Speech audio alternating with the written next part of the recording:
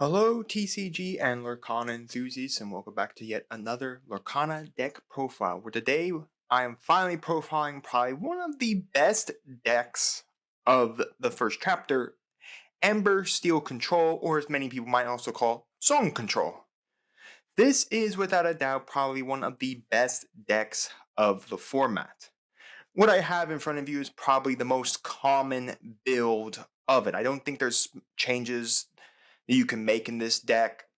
You might play like Fire the Cannons, but that's really about it. There isn't much you change this deck. This deck really is just stayed the same and constant through all of the first chapter. I think some people just change cards based on their feelings of the card, or they like that card better, like putting Simbas in the deck as a blocker. But again, those are just little items that changed over the core of the deck.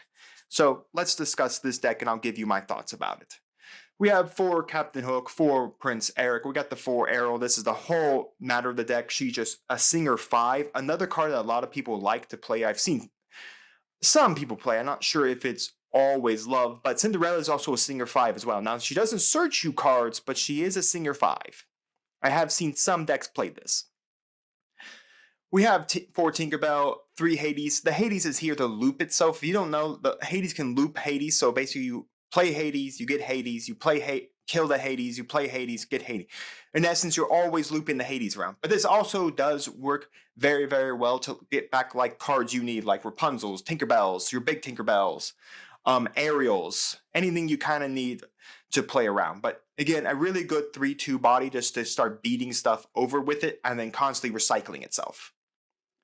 We have the 4 Rapunzel, best card of Amber, period, right now for the first chapter. We have 2 Hans, 4 Beasts, because again, we want to deal with those Ruby matchups and Ruby Amethyst matchups, and knocking out their cauldrons, knocking out their swords, and knocking out their mirrors is very strong.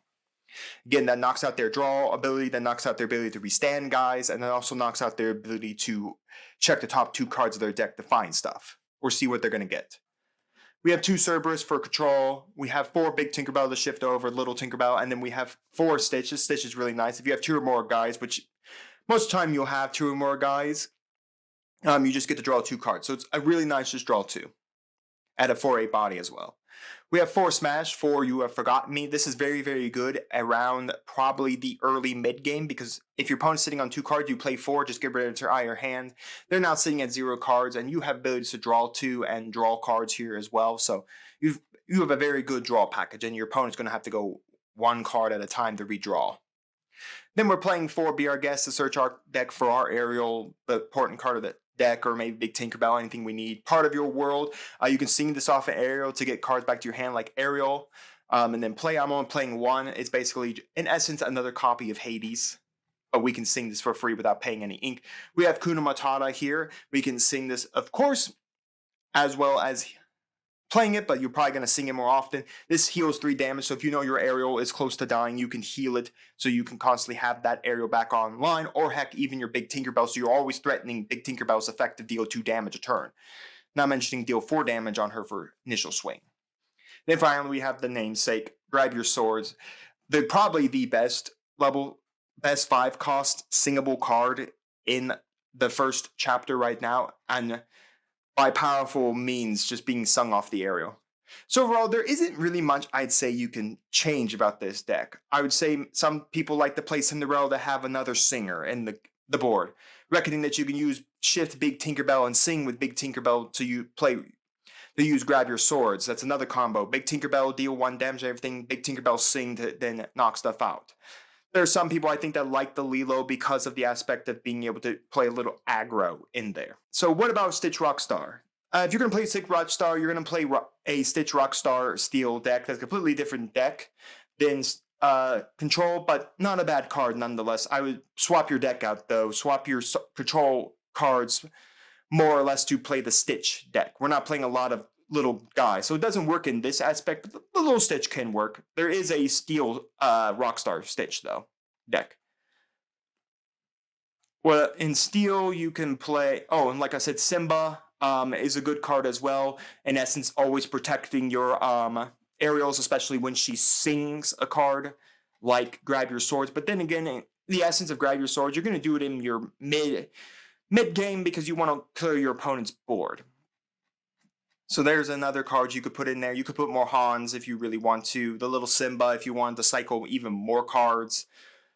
You could put the Beast Smear in there because the aspect you'll probably run through a lot of your cards pretty quick, so you'll always be able to have that draw. And then like fire the cannons to deal with that extra damage. Maybe you want a whole new world, but truth be told, I just don't think those are really needed cards. The only real cards I think that you could probably throw in the deck is probably just Simba. That's really about it. Just having the Simba blocker to protect the aerial when she's exerted. Because right now, as you can see, I don't have anything that really protects her, but the aspect is because we're using aerial to clear boards, Hans to clear boards, Big Tinkerbell to clear boards, Cerberus to clear boards, we are clearing objects off the field. In essence, always protecting aerial. But we do have ways to get aerial back. Like I said, Hades can get aerial back. We have Part of Your World to get aerial back. We have ways to keep aerial alive, like Kumatata. We have ways to constantly search out aerials. We have cards that like Smash to deal with cards that we know might affect our aerial. So there's ways to get around not having the Simba, but the Simba would probably be the only other card I'd probably throw in this deck just to protect my aerial. And that's pretty much it. Not mentioning, this is a good sing target for Be Our Guest, because you can Be Our Guest Simba to search those top 4 cards for free. So just a thought there. Overall, this deck is good. I mean, this deck is really, really good. All the little events that we've had that aren't sponsored like by Ravensburger and with like PPGs, like $1,000 events and other little guys selling like these cash money events, this deck has taken a lot of the top spots. So, I mean, this deck is very, very good. It's a very good control deck. It deals with a lot of decks because it really starts dealing them right in the mid game when they have so little cards in their hand or 0 cards in their hands, especially if you use You Have Forgotten Me to pitch their entire hand. So where they're just struggling to draw a card, while you quest, while you collect lore, while you just play, I'm going to control the board, I'm going to knock your stuff out, I have more cards than you. So it's just very, very good. And I could see why this deck is very, very good for the first chapter. And I don't think this deck is disappearing by any means. The cards that we've been revealed so far for Bloodborne are amazing for this deck. Evolving the strategy, but still keeping it the core. It is still an Amber Steel control deck with just some new Bloodborne cards that we're going to be annoying to deal with. But let me know down in the comments your thoughts on this deck. What do you play? What would you change? What are your thoughts on this deck as we move into Chapter 2 or Rise of the Floodborn? Let me know all of that down in the comments. And while you're commenting, do make sure to like the video, make sure to subscribe to the channel, and make sure to ring the bell so you get notified when my videos go live for you. And we'll see you here next time on Mama Dragon's TCG.